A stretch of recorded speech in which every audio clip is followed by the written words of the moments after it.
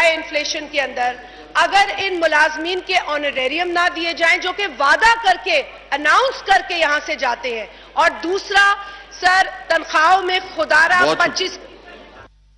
जी बहुत शुक्रिया जी। जनाब शौकत तरीन साहब, आप बहस को समेटे जी।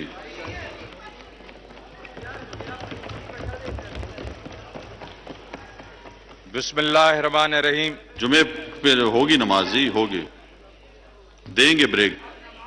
जनाब स्पीकर, शौकत तरीन साहब। पीटीआई हुकूमत जब आई तो जिन मसाइल का उनको सामना था, सबसे बड़ा मसला तो करंट अकाउंट डेफिसिट का था, जो $20 बिलियन था, और उसके साथ साथ शॉर्ट टर्म लोन से कोई 8 से 10 बिलियन डॉलर के, तो तकरीबन $28 बिलियन का एक गैप था। ये करंट अकाउंट डेफिसिट इसलिए हुआ कि कुछ अरसे तक एक्सचेंज रेट को आर्टिफिशियली ऊपर रखा गया, उसकी वजह से हमारा ट्रेड डेफिसिट बढ़ा और करंट अकाउंट बढ़ा। टैक्स टू जीडीपी जो थी वो स्टैटिक थी, और जो ग्रोथ दिखाई गई वो कर्जे लेके ग्रोथ हुई। इसलिए जो कर्जे 2008 में 6 ट्रिलियन रुपए थे, वो 2018 में 30 ट्रिलियन रुपए पे चले गए।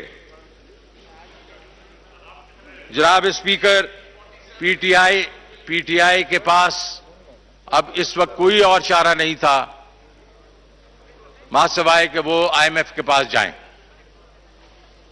इस मर्तबा जियोपॉलिटिकल सिचुएशन को देखते हुए आईएमएफ ने हमारे साथ सख्त कंडीशंस रखी और फ्रंट लोड कर दी कि हम पैसे ही नहीं देंगे जब तक आप ये कंडीशंस पूरी नहीं करेंगे। उसमें क्या थी? 2-4 कंडीशन जो मैं आपको समझा सकूं।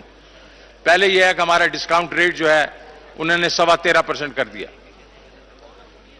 दूसरा, एक्सचेंज रेट को वो एक किस्म से 159 पे लेके चले गए, 69 पे, 169। तीसरा, उन्होंने टैरिफ्स बढ़ा दिए, इलेक्ट्रिसिटी के टैरिफ, गैस के टैरिफ। ये सारी चीजें उन्होंने इसलिए की कि वो जो डिमांड है इकॉनमी से निकालना चाहते थे, वो इंपोर्ट्स के ऊपर से प्रेशर खत्म करना चाह रहे थे। लेकिन इसका एक और जो साइड इफेक्ट हुआ, और वो ये हुआ कि जो आपकी ग्रोथ है वो नीचे जाना शुरू हो गई, और 2018-19 के बीच में ये ग्रोथ जो है वो तकरीबन 2% के करीब आ गई। लेकिन इमरान खान ने बड़ी दिलेरी से ये फैसले किए जो सख्त फैसले थे। जो भी अवाम के ऊपर बोझ पड़ता है तो वो पॉलिटिकल पार्टी के लिए एक सख्त फैसला होता है, लेकिन खान साहब ने वो फैसले किए, और सोने पे सुहागा के कोविड भी आ गया।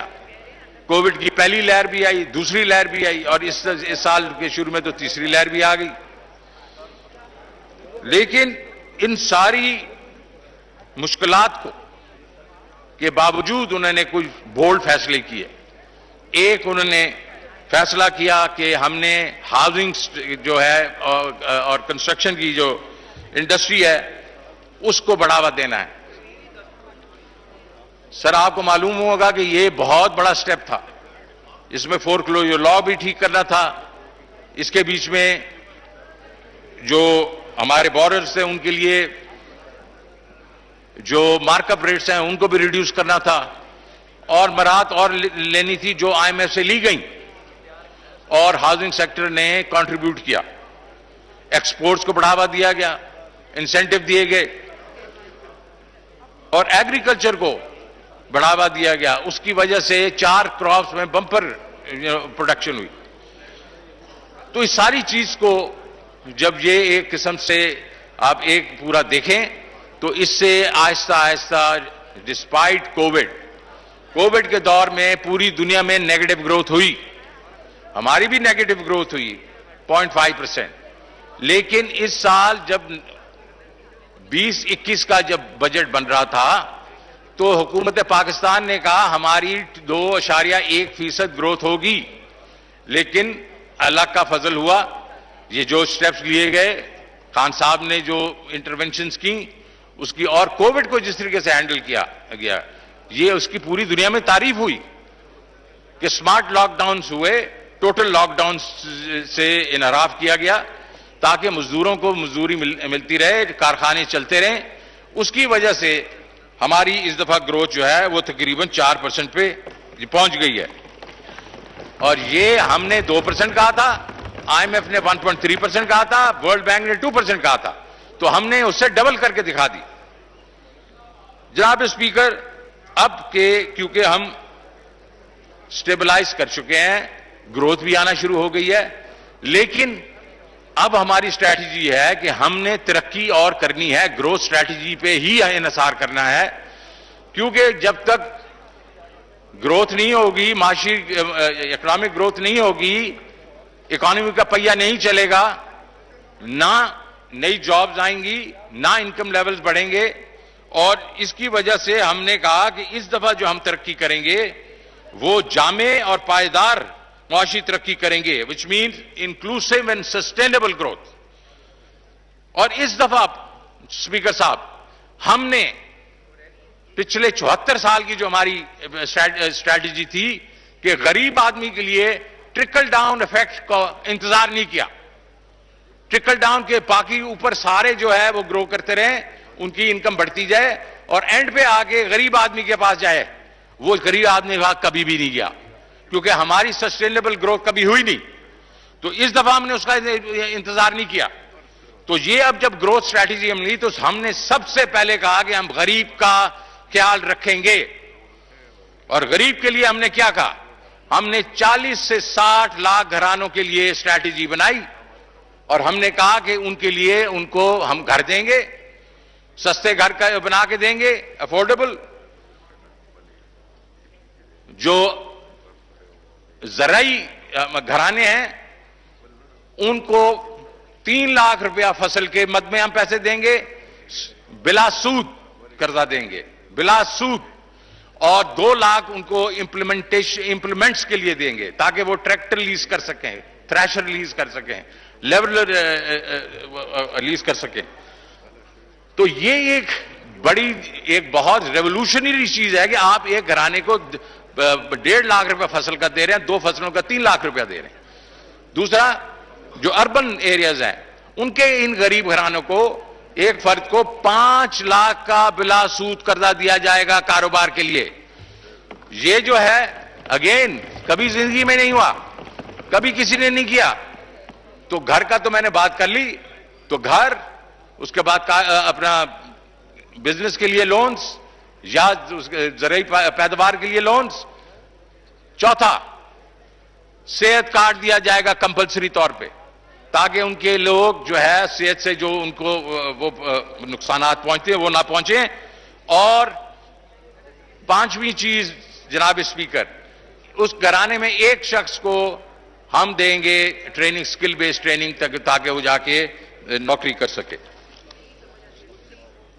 इस वक्त हमारे ये जो लोअर, जो हमारी जो ये पॉपुलेशन है, इधर तक बैंकिंग पहुंचती नहीं है। तो हमने एक तरीका कार किया है जिससे होलसेलिंग करवाएंगे कमर्शियल बैंक से, आगे एनजीओ ये पैसे देंगी, और ये यहां होता रहा है। 20 साल से अखूत कर रही है, 20 साल से NRSP कर रही है, RSPs कर रही हैं, और शोएब सुल्तान वगैरह जो है उन्होंने ये इनिशिएट किया था। ये नहीं है कि ये यहां नहीं हो रहा, ये ख्वाब नहीं है, ये वो नहीं है कि जिस तरह वो लोग कहते हैं मफरूजे हैं, ये यहां हो रहा है। सिर्फ हमने उसको स्केल करना है और हमने डायरेक्ट करना है। अब पहली दफा मैं इमरान खान साहब का एक जो है कि ये मदीने की रियासत होगी, इंसाफ होगा और वेलफेयर होगी, ये पहली दफा उस पर गामजन है। तो ग्रोथ की पहली जो मंजिल है वो हमने कहा कि इधर से शुरू होगी। अभी जनाब स्पीकर, कि अगर ग्रोथ स्ट्रैटेजी हमने जाना है तो हमें आमदनी के जराए भी बढ़ाने पड़ेंगे, रेवेन्यूज बढ़ाने पड़ेंगे।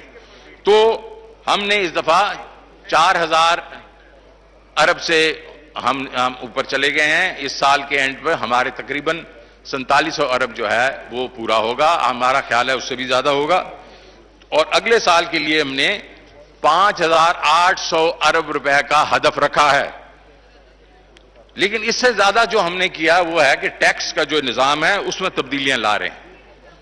हमें पता है कि लोग कहते हैं एफबीआर में हरासमेंट बहुत है, लोगों को हरास करते हैं। तो हमने टैक्स पेयर और टैक्स कलेक्टर के दरमियान ऑटोमेशन और टेक्नोलॉजी ला के फेस टू फेस कांटेक्ट खत्म कर दिया। अब यूनिवर्सल सेल्फ असेसमेंट होगी और उसके बाद अगर उसमें कोई कोताही हुई तो थर्ड पार्टी ऑडिट होगा। और थर्ड पार्टी ऑडिट भी 4 से 5% का होगा। अगर 100 फाइलें गई हैं उनके पास ऑडिट के लिए तो 5 फाइलों का उसका ऑडिट होगा। तो इसका मतलब यहां भी हमने एक किस्म से डिस्क्रेशन एफबीआर की खत्म कर दी। और जो लोग टैक्स अदा नहीं करेंगे तो उसके ऊपर हम फिर यह है कि हम लोग ऑब्वियसली थर्ड पार्टी वाले कहेंगे कि ये लोग जो बिल्कुल ये हैबिचुअल टैक्स डिफॉल्टर्स हैं और ये विलफुल टैक्स डिफॉल्टर्स हैं। तो उसके ऊपर हमने एक सेक्शन 203 है वो हमने उसको निकाल दिया है। हमने उसको रिवर्ट किया है कि उस वक्त ये सारों की तरफ से ये था कि इसको आपने रिफॉर्म करना है। सिर्फ एक कमेटी 3 लोगों की होगी। जब वो टैक्स ऑडिट फर्म्स हमें कहेंगी कि ये हैबिचुअल टैक्स डिफॉल्टर्स हैं और ज्यादातर वो होंगे जो इस वक्त टैक्स नेट में नहीं है, तो उसके ऊपर हम उनको अरेस्ट भी कर सकेंगे आफ्टर ड्यू प्रोसेस। ऐसे नहीं होगा कि बिल्कुल आप उठा लेंगे। मेरे ख्याल में ये गलत फहमी थी जो हमने उसमें से निकाल दी है। जनाब स्पीकर, अब पिछले मैंने जो कहा था कि जो बजट पेश किया था उसमें मैंने ये भी कहा था कि विद होल्डिंग टैक्स हमारा तरीकाकार बन गया है। हम टैक्स कलेक्ट करते हैं, ये एक रिग्रेसिव तरीका है, हम उसको खत्म कर रहे हैं। इस बजट में भी हम 12 विद होल्डिंग टैक्स विड्रॉ कर रहे हैं। अब आपके ऐवान ने बड़े तजावीज दिए हैं, सेनेट ने तजावीज दिए हैं, बिजनेस कम्युनिटी ने तजावीज दिए हैं। तो उनकी कुछ अहम मैं जो हम लोगों ने वो किए हैं, एक्सेप्ट किए हैं, वो ये हैं। हमने ऑटो पॉलिसी का ऐलान किया था कि ये 850 सीसी की गाड़ी जो है उसमें हम टैक्सेस रिमूव करेंगे, रिड्यूस करेंगे ताकि उनकी कीमतें कम हो। हमने 800 सीसी को 1000 सीसी तक कर दिया है। तो ये दोनों उधर तक होगी। यहां बड़ी बात हुई कि मेडिकल बिल्स के ऊपर टैक्स जो है वो लगा है, हमने वापस ले लिया। सरकारी मुलाजिम की प्रोविडेंट फंड पे आमदनी पे टैक्स हमने वापस ले लिया। दूध और दीगर मसनूआत पर जो 10 से 17% टैक्स बढ़ा था हमने उसको वापस ले लिया। रीट सर्टिफिकेट्स के ऊपर टैक्स को बढ़ा के हमने 25% कर दिया था। और ये रीट बहुत प्रोग्रेसिव तरीका है। ये रियल एस्टेट इन्वेस्टमेंट ट्रस्ट की है, ये अभी एक ही बनी है डॉल्मेन, बाकी अब बहुत बन रही हैं। और ये बड़ा अच्छा एक तरीका है कि कैपिटल मार्केट्स को बढ़ाया जाए। तो इसको 25% जो था उसको हमने कम करके उन्हीं की रिकमेंडेशन पे 15% कर दिया। अब एक और आया था कि ये हमारे जो आईटी प्लेटफॉर्म्स हैं जो कि ई कॉमर्स के हैं, उधर हम लोगों ने टैक्स लगा दिए थे। तो वो हमने रजिस्टर्ड के ऊपर तो बिल्कुल 0 कर दिया है और जो अनरजिस्टर्ड के साथ वो करेंगे उसमें सिर्फ 2% कर दिया, तो जिसमें वो काफी खुश हैं। कंस्ट्रक्शन पैकेज के तहत इनकम टैक्स की शरह जो हमने 35% कर दी थी उसके जो इनकम टैक्स पे, वो हमने उसको 20% कर दिया। ये वो है जो 10 टाइम्स जब आप वो करते हैं उसके ऊपर जो इनकम होती है उसके ऊपर था ये, तो हमने उसको 20% कर दिया। ऑयल रिफाइनरीज को हासिल इनकम टैक्स की छूट मौजूदा रिफाइनरीज की अपग्रेड, बीएमआर और एक्सटेंशन के लिए मुयस्सर होगी ताकि वो यूरो 5 का मयार हासिल कर सकें। तो ये इसके ऊपर हमने काफी इनको अमरात दी हैं। मोबाइल फोन कॉल्स, इंटरनेट और एसएमएस पे जो टैक्स ऑर्डिनेंस में आया था, ओरिजिनल फाइनेंस बिल में आया था, उसमें तब्दीली कर दी गई है। इंटरनेट पे कोई टैक्स नहीं होगा, एसएमएस पे कोई टैक्स नहीं होगा। मोबाइल फोन पे सिर्फ 5 मिनट से ज्यादा अगर कॉल आप कर रहे हैं तो वहां हम 75 पैसे हम लेंगे और बस इसके अलावा हम कोई टैक्स नहीं लेंगे। नाबीना अफराद के इस्तेमाल के लिए खसूसी मोबाइल फोन पर कोई टैक्स नहीं होगा। दूध में लागू टैक्स खत्म कर दिया गया। सोने और चांदी पे आयत 17% टैक्स को कम करके 1 और 3% किया जा रहा है, जबकि वैल्यू एडिशन जब उसका जेवर बनेगा तो उसमें जो वैल्यू एडिशन होगी वो गरीबों की नहीं होती, वो अमीर लोग करते हैं, उस पर 17% टैक्स रहेगा। पोल्ट्री और कैटल फीड की अज्जा पे टैक्स जो 17% था उसको वापस हम लेके 10% पे ला रहे हैं, ताकि ये उनका बहुत बड़ा एक डिमांड थी। दरामदशुदा अंडे और हैचिंग के लिए अंडे पर टैक्स को एग्जम्प्ट कर दिया गया। टेक्सटाइल एशिया पर पीओएस जो रिटेलर्स थे उन पे 12% टैक्स लगता था, उन्होंने कहा इसको कम किया जाए, बिकॉज आपको ये सारा का सारा पैसे मिल जाते हैं, तो हमने उसको 12% से 10% कर दिया। आटे और उसकी अशिया से मुतल्लिक टैक्स के नफाज से मुतल्लिक अवाम पैदा हुआ था। हमने प्रेस रिलीज में इसके जरिए इसको दूर किया है, लेकिन दोबारा वाज़ेह तौर पे बयान करना चाहता हूं कि आटे और इसकी अशिया पर कोई टैक्स नहीं लगाया गया। जनाब स्पीकर, आई थिंक इस हुकूमत ने ये जो चीजें मैंने बताई ये तो ये इनकम उसके बीच में आ गई, रेवेन्यू की साइड पे। अब जो हम तरक्की करने जा रहे हैं उसके बीच में पीएसडीपी का एक बड़ा हाथ है। इस हुकूमत ने पीएसडीपी के मद में 40% इंक्रीज दिखाई है। हम 630 से हम 900 अरब पे हम जा रहे हैं। इसमें energy, water, transport and communication, SDGs के ऊपर, जिसका मतलब है सेहत और आला तालीम, बलोचिस्तान की तरक्की पे, कराची ट्रांसफॉर्मेशन प्लान, गिलगित बल्तिस्तान की तरक्की, सिंध में मेरी बहन ने यहां कहा था सिंध पे कोई चीज नहीं हो रही, सिंध की 14 प्रायोरिटी डिस्ट्रिक्ट पे पैसे खर्च होंगे। और जमशुदा पख्तूनख्वा के अजला के लिए रखी गई हैं, काफी रकम रखी गई है। इन इकदामात से माशी तरक्की जो है वो होगी और गुर्बत में कमी होगी। इसी से ताल्लुक रखता है फिस्कल डिसिप्लिन। हमने मिस्टर स्पीकर इस साल 7.1% हमारा फिस्कल डेफिसिट है, अगले साल ये 6.3 पे जा रहा है। लेकिन बहुत इंपॉर्टेंट चीज ये है कि जो प्राइमरी डेफिसिट 2018 में 3.8% था, वो इस जो गुजर गया था उसको हमने 1.1 पे लेके आए हैं, और अगले साल ये 0.6% होगा। 3.2% की कमी है इसमें। अब जब स्पीकर साहब आगे चलते हैं, जब हमने ग्रोथ दिखानी है, मैंने आपको बताया कि गरीबों के लिए हम क्या कर रहे हैं, बॉटम्स अप जो अप्रोच हमारी है। उसके बाद रेवेन्यू हमने कहा कैसे कलेक्ट करने हैं, और वो 1 ट्रिलियन और खर्च कलेक्ट होगा, उससे भी ज्यादा होगा। तो बाकी फिर क्या होगा, फिर हमने कहां पैसे खर्च करने। सबसे पहले हम एग्रीकल्चर पे पैसे खर्च करेंगे। 63% हमारी आबादी जो है वो देहातों में रहती है, और उसके ऊपर पिछले 10-15 साल से 15-20 साल से हमने उस पर तवज्जो नहीं दी, और हम अब नेट फूड इंपोर्टर बन गए हैं मिस्टर स्पीकर। हम गंदम इंपोर्ट करते हैं, हम चीनी इंपोर्ट करते हैं, हम दालें इंपोर्ट करते हैं, हम पाम ऑयल तो पहले भी करते थे और अब उससे भी ज्यादा करते हैं।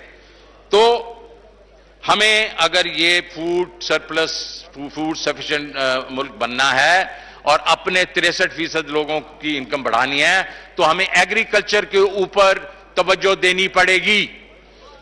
मिस्टर स्पीकर, हमने सूबों के साथ मिलके इसका एक बहुत बड़ा प्लान बनाया है, जो कि हम बीज पे, ज़राई कर्जों पे, खादों में, मशीनी काश्तकारी पे, ज़राअत पर मबनी सनतों पे,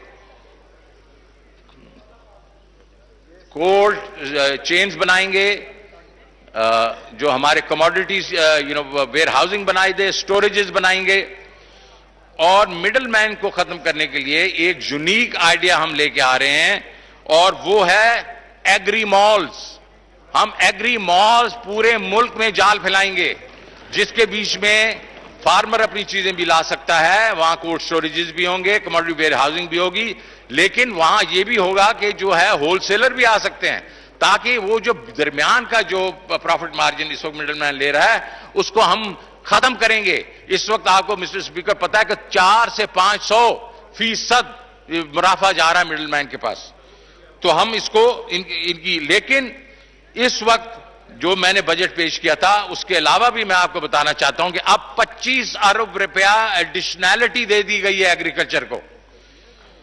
अब दूसरी बड़ी चीज कौन सी हमारी जो जिसमें हम एम्प्लॉयमेंट देते हैं वो है इंडस्ट्री। तो जनाब स्पीकर, हमने पिछली दफा भी सनत को फरोग देने के लिए उनके रॉ मटेरियल पे ड्यूटीज कम की थी। इस साल मिस्टर स्पीकर हम 45 अरब रुपए की मराद दे रहे हैं इंडस्ट्री को, 45 अरब रुपए की मराद दे रहे हैं। और आपको पता है कि ये इंडस्ट्री जो है ये जब इसका पहिया चलता है तो नौकरियां मिलती हैं, इनकम बढ़ती है। लेकिन इस दफा एक चीज और हम कर रहे हैं। अच्छा, इसमें यह भी है कि जब आपको लोकल इंडस्ट्री को कंपेटिटिव करेंगे तो बाहर से इंपोर्ट भी कम हो जाएंगी, बिकॉज बाहर से इंडस्ट्री जो लोग प्रोडक्ट भेजते हैं, क्योंकि आपके पास अपनी इंडस्ट्री कंपेटिटिव नहीं होती तो वो सस्ती होती हैं। तो हम इसको कंपेटिटिव करने की कोशिश कर रहे हैं। अब बात आई, एक चीज सब इग्नोर करते रहते थे और वो है एसएमई सेक्टर। एसएमई को हमने इस दफा बढ़ावा दिया है। हमारा एसएमई का जो पैकेज है उसके बीच में फिक्स टैक्स स्कीम है, आसान टैक्स रिटर्न्स हैं और इनकी एक्सपोर्ट पर रियायती टैक्स लागू हो गया है।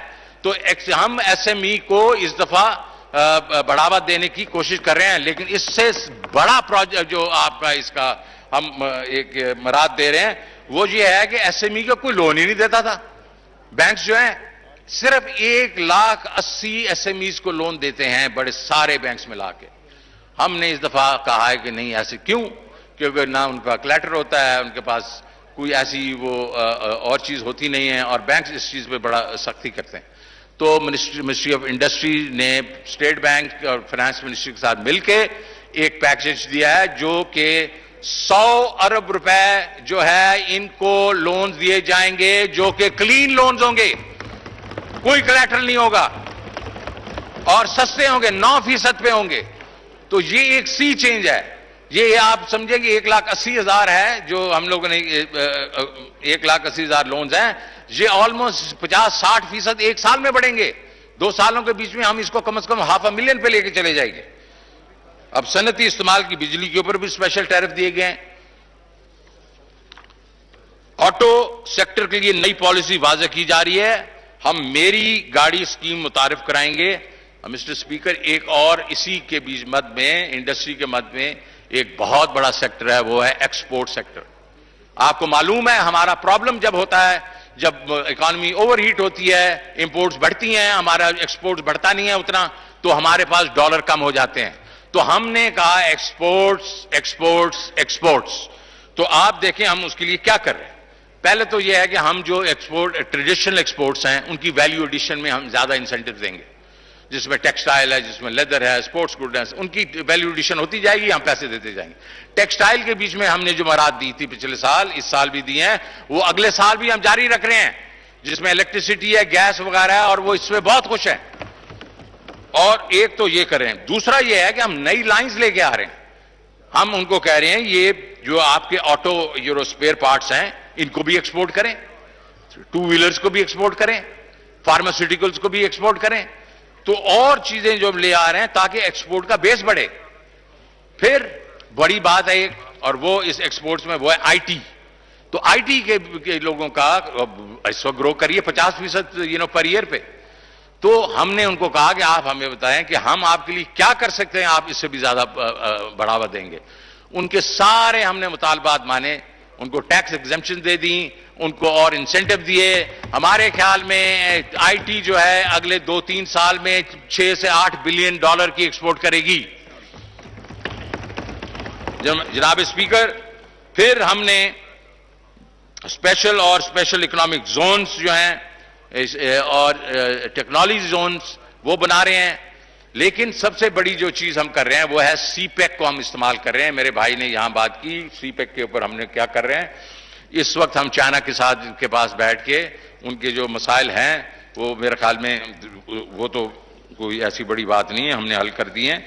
लेकिन अब हम ये चाह रहे हैं वो 85 मिलियन जॉब्स वो जो है वो सनसेट इंडस्ट्री के वियतनाम में लेके जा रहे हैं, कंबोडिया के बीच में लेके जा रहे हैं, लाओस वगैरह के म्यांमार लेके जा रहे हैं। हम कह रहे हैं आप हमारे पास लेके आए, और वो इस चीज पे तैयार हो गए हैं। और उन्होंने कहा जी आप आए, हम जो भी ऐसी इंडस्ट्री है जो आप चाहते हैं कि आप वहां रिलोकेट करें, हम उनको लेके आएंगे। लेकिन मिस्टर स्पीकर, हम चाहेंगे एक्सपोर्ट ओरिएंटेड इंडस्ट्री आए, क्योंकि हमने ये पैसे जो हमारे लगे हुए हैं इस इंफ्रास्ट्रक्चर पे, उसको हमने वापस डॉलरों में देना है। तो हमारे पास एक्सपोर्ट्स होंगी तो हम डॉलर दे सकेंगे। तो एक्सपोर्ट्स का एक बढ़ाने का एक बहुत बड़ा ये भी जरिया होगा कि हम वहां से सिर्फ चाइना से नहीं, हम बाकी मुल्कों से भी हम इन्वेस्टर लेके आएंगे इन ये हमारे स्पेशल इकोनॉमिक जोन से। एक और जो हमारा एक प्रोग्राम है DLTL, और वो एक्सपोर्टर्स को दिया जाता है। वो पिछले साल 10 अरब रुपए हमने दिए, इस साल हमने मिस्टर स्पीकर डबल कर दिया, उसको 20 अरब रुपया कर दिया। और ज़राअत पे मबनी सनत की तरक्की के लिए भी हम इक़दाम कर रहे हैं। मिस्टर स्पीकर, अब तीसरा वो कैसा जो है जो जिसके ऊपर हम एम्प्लॉयमेंट कर सकते हैं, ला सकते हैं, अब वो है हाउसिंग सेक्टर। आपको मालूम है कि हाउसिंग जो सेक्टर है हमारा, मॉर्गेज जो है, हाउसिंग मॉर्गेजेस 1% से भी, असल में आधे फीसद से भी कम है GDP का। और मैं पहले भी कह चुका हूं, वो इंडिया 10% है, थाईलैंड 24 है, मलेशिया 36 है, अमेरिका 80%। उनकी GDP का 80% जो है मॉर्गेज इतना बड़ा है, हम तो आधा % हैं। और क्यों नहीं हो रहा था ये? इसलिए नहीं हो रहा था कि फोरक्लोजर लॉ ही नहीं बनता था, और सारी हुकूमत ने ट्राई किया। लेकिन इस प्राइम मिनिस्टर ने, जिसकी टेनेसिटी जो है वो वेल नोन है, मुझे याद है सिडनी का वो टेस्ट जो हम जीते थे, इसने हर इनिंग्स में 6-6 विकेटें ली थी, और इसके जो आस्तीनें फट गई थी, 40-40 ओवर इसने एक दिन में कराया था। टेनेसिटी इसके ऊपर खत्म है। इसने कहा नहीं, हम पीछे नहीं हटेंगे, और हम गए, कोर्ट्स में गए, वो हम जीते, और फोरक्लोजर लॉ को लगाया। उसकी वजह से अब हर शहरी जो है वो जाके बैंकों से हाउसिंग लोन ले सकता है। मिस्टर स्पीकर, ये जो होता है, ये सेक्टर है, ये 40 इंडस्ट्रीज को खड़ा कर देता है, और इससे जो है एम्प्लॉयमेंट भी काफी लगती है, मजदूर वगैरह सारा कुछ। कंस्ट्रक्शन पैकेज जो दिया गया उससे ग्रोथ हुई, और इस दफा आपने देखा कि हमारी जो ये 4% ग्रोथ है उसमें इसका बड़ा हिस्सा है। इसके बीच में नया पाकिस्तान जो हाउसिंग स्कीम है, वो प्राइम मिनिस्टर की वजह से 30 अरब रुपए रखे गए हैं, ताकि छोटे घरों के लिए इक्विटी 3 लाख रुपया घर की इक्विटी दी जाए। जनाब स्पीकर, एहसास, ये प्राइम मिनिस्टर का एक फ्लैगशिप प्रोग्राम है, गरीब आदमी का ख्याल रखना। इसमें आपने देखा कि हमने पहले कुछ पैसे रखे, कैश हैंडआउट्स वगैरह हम देते थे, लेकिन जब कोविड हुआ तो ना सिर्फ कि एक बड़ा पैकेज 1.25 ट्रिलियन रुपए का पैकेज आया, एहसास के बीच में 15 मिलियन घर, 32 में से 15 मिलियन घरों को जाके 12,000 रुपया दिया गया, और ये शफाफ तरीके से दिया गया। ये वर्ल्ड बैंक का चौथा बड़ा प्रोग्राम था पूरी दुनिया में, और बहुत ही शफाफ तरीके से दिया गया, और उन्होंने इसको अप्रिशिएट किया। अब पिछले साल, इस साल जो गुजर गया उसमें 12 मिलियन घरों को वो दिया गया पैसे, और अगले साल मिस्टर स्पीकर इस एहसास प्रोग्राम में 260 अरब रुपए रखे गए हैं। 260 अरब रखे गए हैं कि गरीबों के लिए, उनकी सेहत के लिए, उनके घर में जो एजुकेशन है ऑफ देयर चिल्ड्रन वगैरह, ये सारे प्रोग्राम हैं जो एहसास प्रोग्राम में चल रहे हैं। वैक्सीनेशन 1.1 अरब डॉलर इस पे हमने मुख्तस किया है, और इसके तहत जून 2022 में 10 करोड़ लोग जो हैं Honorable Deputy Chairman Senate Mirza Muhammad Afridi, along with Honorable Senators, is present in visitor gallery. We welcome them.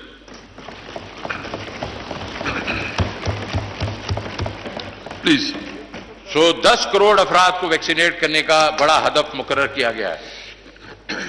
E voting, prime minister Imran Khan electronic voting system को इंट्रोड्यूस करना चाह रहे हैं, बिकॉज वो समझते हैं कि मुस्तकबिल में आजाद वोटिंग के लिए इसका इजरा होना बहुत जरूरी है। मिस्टर स्पीकर, हमने इस दफा इस बजट में 5 अरब रुपया इसके लिए रखा है। पावर सेक्टर, आपको मालूम है पावर सेक्टर में हमारे मेजर इश्यूज हैं, और वो इश्यूज इसलिए हैं, स्ट्रक्चरल इश्यूज हैं, कि हमने जो कैपेसिटी बढ़ा दी है, ओवर बिल्ड कर दी है, और इस कैपेसिटी पेमेंट्स के मद में जो हमें 900 अरब रुपए की एडिशनल पैसे देने पड़ रहे हैं जो बिजली हम इस्तेमाल नहीं कर रहे, तो उसकी वजह से हमारा सर्कुलर डेट भी बढ़ता है। क्योंकि उसके 2 तरीके, एक तरीका यह है कि हम सर्कुलर डेट ले जाएं और अपनी बजट में से निकाल के पैसे दे दें, या सर्कुलर डेट करें या अपने बजट में से निकाल के दे दें, और तीसरा जो है कि लोगों को टैरिफ इंक्रीज कर दें। इमरान खान साहब ने कहा है no increase in tariff, there will be no increase in tariff, और ये हमने IMF को भी कहा है कि इस वक्त हम अपने गरीब पे बोझ नहीं डालेंगे, क्योंकि गरीब पे भी बोझ डलेगा और इंडस्ट्री भी हमारी ठप हो जाएगी। तो इसलिए इसको करने के लिए हम बड़े आउट ऑफ द बॉक्स तरीके इस्तेमाल कर रहे हैं। और अगर मेरा सवाल किया गया था कि ये सर्कुलर डेट कैसे होगा, ये अगले साल में हमारा ये सर्कुलर डेट जहां है उससे कम होगा, हम जो ले रहे हैं वो इससे कम होना शुरू हो जाएगा, और ये फ्लोज जो हैं ये नेगेटिव फ्लोज होना शुरू हो जाएंगी। कैसे होंगी? क्योंकि हमने इनकी लॉसेस को ये इनकी मैनेजमेंट चेंज कर दी है, हम इनको कॉन्ट्रैक्ट भी देने की कोशिश करेंगे, लॉसेस कम होंगे, रिकवरीज ऑफ जो बिल्स है वो ज्यादा होगी, तो इससे हमें ये पावर सेक्टर को हम इसको ठीक करने की कोशिश करेंगे। लेकिन ये एक बड़ा चैलेंज है जनाब स्पीकर। हमने ये भी कहा है कि जो हमारे कम आमदनी वाले लोग हैं उनके लिए हम टारगेटेड सब्सिडी करेंगे, क्योंकि हमने हाईवे बना दिया है, हमें अभी मालूम होगा कि हमने निचला तबके वाले कौन है, वो हमने टारगेटेड इलेक्ट्रिसिटी की सब्सिडी भी देंगे, हम आटे की सब्सिडी भी देंगे और घी की सब्सिडी भी देंगे, और उसके बीच में हम शुगर की भी सब्सिडी भी देंगे, लेकिन it will be targeted. Water projects, जनाब स्पीकर, कई डेकेड से ये चीज सामने आई है कि डैम्स के बीच में के लिए कोई पैसे नहीं देता। इसलिए पैसे नहीं देते वो रखते कि ये जो है 7, 8, 10 साल के प्रोजेक्ट्स होते हैं। पॉलिटिकल पार्टी ये समझती है कि हमारे दौर में तो इन्होंने पूरा नहीं होना, तो हम इस पे पैसे क्यों खर्च करें।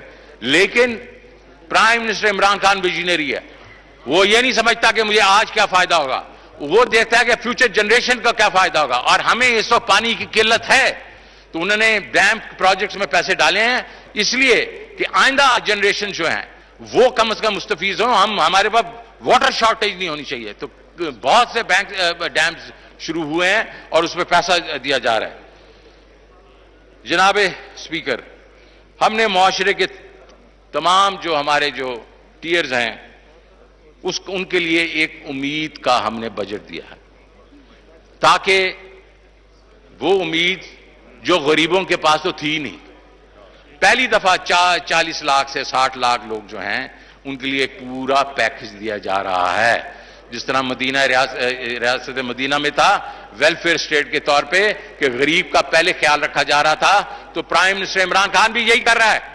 हमने भी इस बजट में उम्मीद दी है, लेकिन हमने ऊपर भी उम्मीद दी है। हमने कहा कि बाकी इकॉनमी भी ग्रो करेगी और जो हमारा जो मिडिल क्लास है वो भी प्रॉस्पर करेगा, और हमारी इंडस्ट्री और एग्रीकल्चर वो सारा प्रॉस्पर करेगा। तो ये उसके इमरान खान के मदीना की रियासत पर यकीन रखते हैं, जिसका मतलब एक ऐसी फलाई रियासत की तश्कील करना है जिसमें हर एक के साथ इंसाफ हो और गरीबों का ख्याल रखा जाए। हमने इस बजट के जरिए ऐसे इकदाम जो हैं उठाए हैं जिससे इस